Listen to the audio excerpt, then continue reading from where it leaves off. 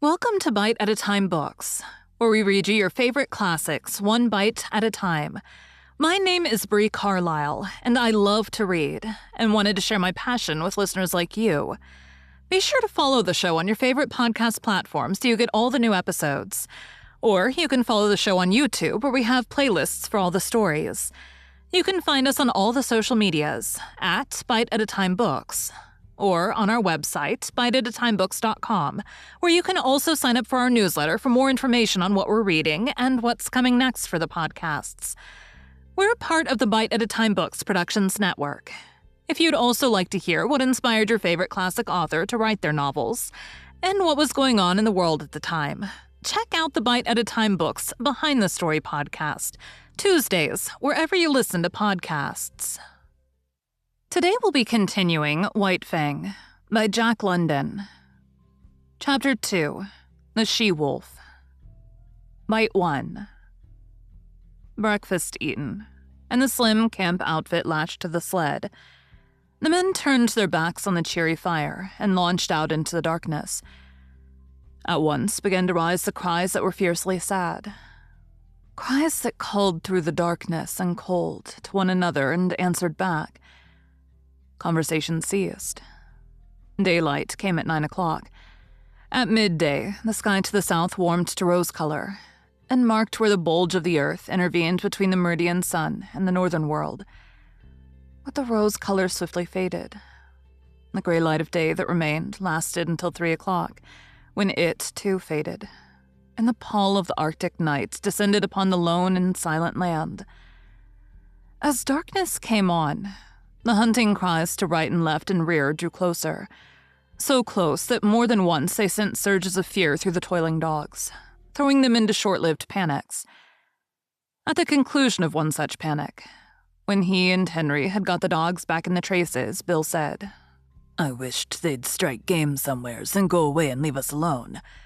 They do get on the nerves horrible," Henry sympathized. They spoke no more until camp was made. Henry was bending over and adding ice to the babbling pot of beans when he was startled by the sound of a blow, an exclamation from Bill, and a sharp, snarling cry of pain from among the dogs. He straightened up in time to see a dim form disappearing across the snow into the shelter of the dark. Then he saw Bill, standing amid the dogs, half triumphant, half crestfallen. In one hand, a stout club. In the other, the tail and part of the body of a sun-cured salmon. "It got half of it," he announced, "but I got a whack at it just the same. Do you hear it squeal?" "What did it look like?" Henry asked. "Couldn't see. But it had 4 legs and a mouth and hair and looked like any dog. Must be a tame wolf, I reckon. It's damned tame, whatever it is. Coming in here at feeding time and getting its whack of fish." That night, when supper was finished, and they sat on the oblong box and pulled at their pipes, the circle of gleaming eyes drew in even closer than before. "I wish they'd spring up a bunch of moose or something and go away and leave us alone," Bill said. Henry grunted with an intonation that was not all sympathy, and for a quarter of an hour they sat on in silence. Henry staring at the fire, and Bill at the circle of eyes that burned in the darkness just beyond the firelight. "I wished we was pullin' into McGurry right now," he began again. "Shut up your wishin' and your croakin'," Henry burst out angrily. "Your stomach's sour, that's what's ailin' you.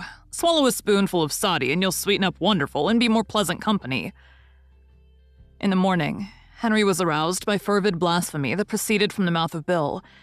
Henry propped himself up on an elbow and looked to see his comrade standing among the dogs beside the replenished fire, his arms raised in objurgation, his face distorted with passion. "Hello?" Henry called. "What's up now?" "Frog's gone," came the answer. "No. I tell you, yes." Henry leapt out of the blankets into the dogs. He counted them with care, and then joined his partner in cursing the power of the wild that had robbed them of another dog. "Frog was the strongest dog of the bunch," Bill pronounced finally. "And he was no fool dog neither," Henry added. And so was recorded the second epitaph in 2 days.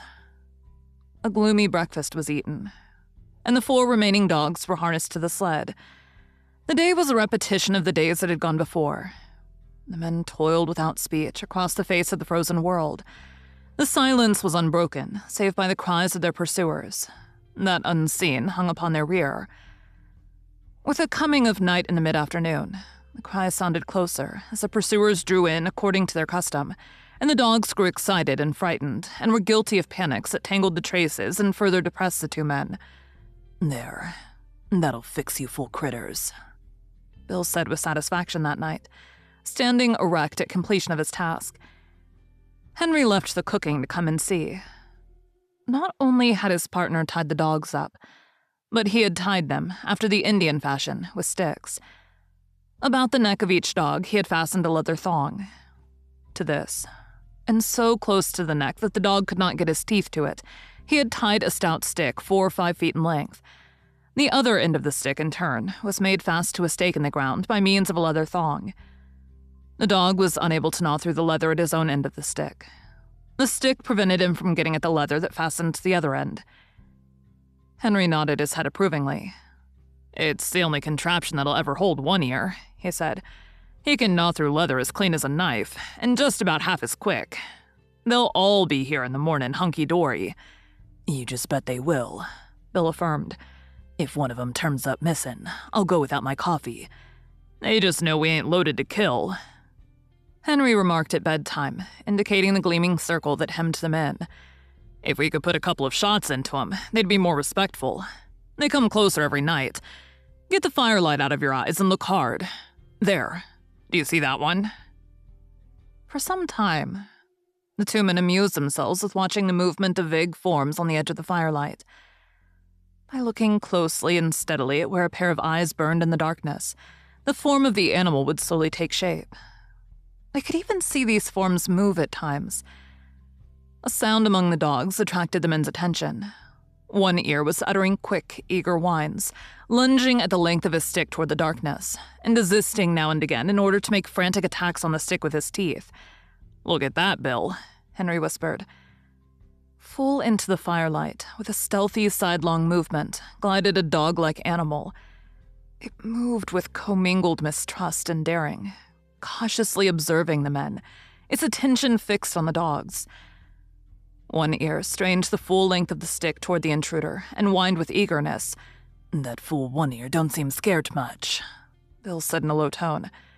"It's a she-wolf," Henry whispered back, "and that accounts for Fatty and Frog. She's a decoy for the pack. She draws out the dog, and then all the rest pitches in and eats 'em up." The fire crackled. A log fell apart with a loud spluttering noise. At the sound of it, the strange animal leapt back into the darkness. "Henry, I'm a-thinkin'," Bill announced. "Thinkin' what?" "I'm a-thinkin' that was the one I lambasted with the club." "Ain't the slightest doubt in the world," was Henry's response. "And right here I want to remark," Bill went on, "that animal's familiarity with campfires is suspicious and immoral." "It knows for certain more'n a self-respectin' wolf ought to know," Henry agreed. "A wolf that knows enough to come in with the dogs at feedin' time has had experiences." "Old villain had a dog once that run away with the wolves." Bill cogitates aloud. "I ought to know. I shot it out of the pack in a moose pasture over on Lil Stick.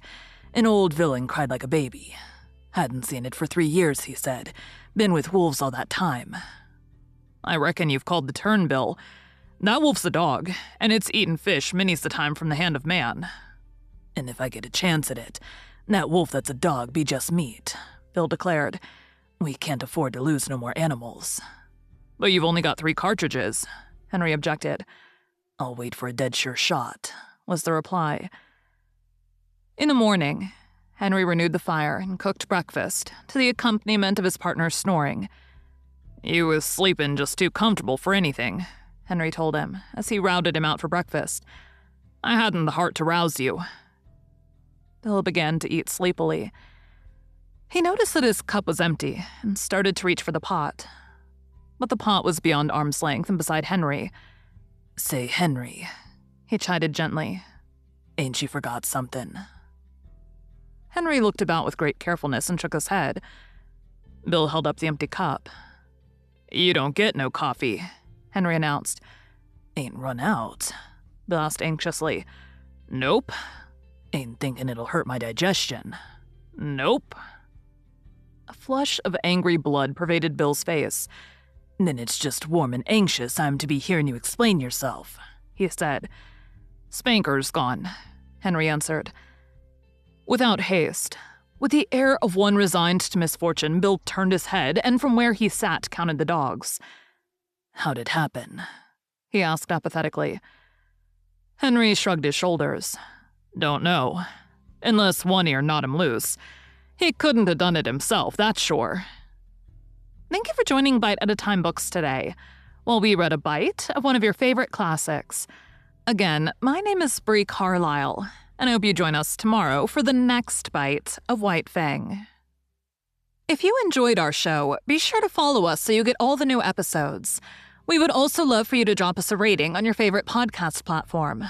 You can catch us on all the social medias at Bite at a Time Books, or check out our website, biteatatimebooks.com, where you can sign up for our newsletter. Our show is part of the Bite at a Time Books Productions Network. If you would also like to hear about the authors who write the books we read on the show, check out the Bite at a Time Books Behind the Story podcast, wherever you listen to podcasts, or on biteatatimebooksbehindthestory.com.